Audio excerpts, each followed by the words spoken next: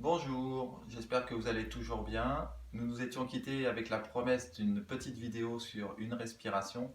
Aujourd'hui, nous allons voir Kapalabhati, respiration du yoga, qui est le nettoyage du crâne, en fait, dans la traduction du sanskrit, et qui va nous permettre non seulement de nettoyer le crâne, donc apaiser le mental, mais aussi nettoyer les organes et aller jusqu'à une bonne stimulation du corps dans son ensemble. C'est une respiration très très intéressante. Je vais vous l'expliquer brièvement et après on va la faire ensemble pendant environ 30 secondes. Vous suivrez le même rythme que moi derrière chez vous avec le son à fond sur votre téléphone pour bien entendre le mouvement de la respiration.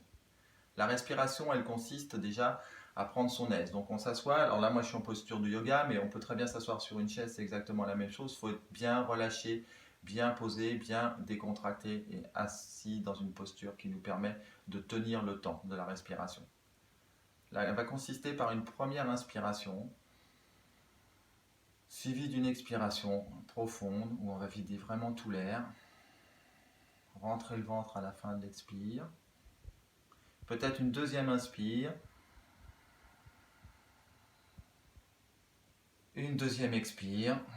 Je vais faire bien attention à rentrer mon ventre complètement à la fin de l'expire, expulser complètement l'air parce que je vais en avoir besoin tout à l'heure. Toujours inspire par le nez, jamais inspire par autre chose que par le nez en yoga. Expire dernière.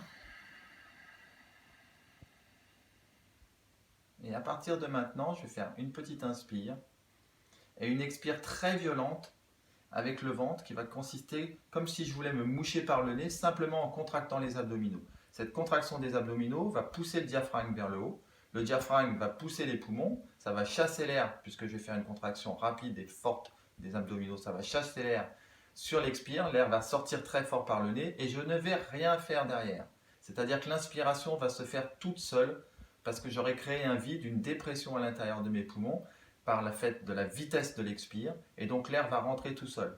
L'air rentre et je vais refaire une seconde expire derrière en contractant pareil, la même chose, les abdominaux. Ça va donner tout ça tout simplement. Pour l'instant, ne le faites pas, regardez juste. Inspire et je pars, expire violente et forte avec les abdominaux.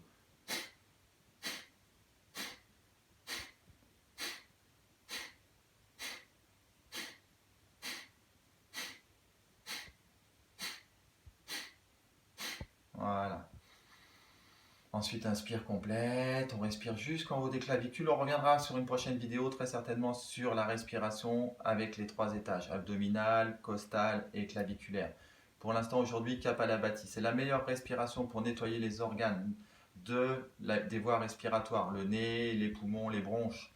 Aujourd'hui avec le virus qui traîne, c'est une bonne chose de faire cette respiration-là régulièrement, 30 respirations tous les matins. On va en faire 30 ensemble. Allez, on se prépare, placez-vous, positionnez-vous, confortablement installé, détendu au niveau du ventre. On fait, je vous rappelle, une première inspire et ensuite on y va. Allez, inspire, petite inspire et c'est parti.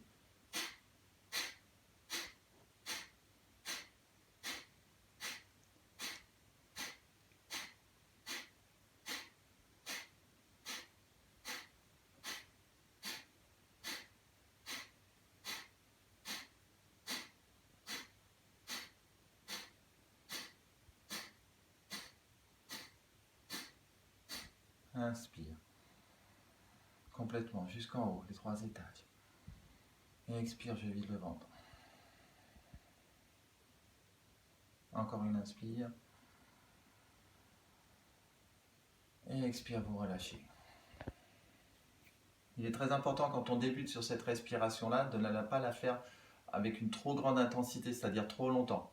Donc là, on a terminé pour aujourd'hui. Ceux qui ont l'habitude de faire cette respiration-là, vous pouvez la faire 2-3 minutes consécutivement, voire plus si vous avez besoin. Et ceux qui débutent, vous pouvez la faire 2, 3, 4 fois dans la journée, 30 respirations, 30 cycles respiratoires, et c'est très bien.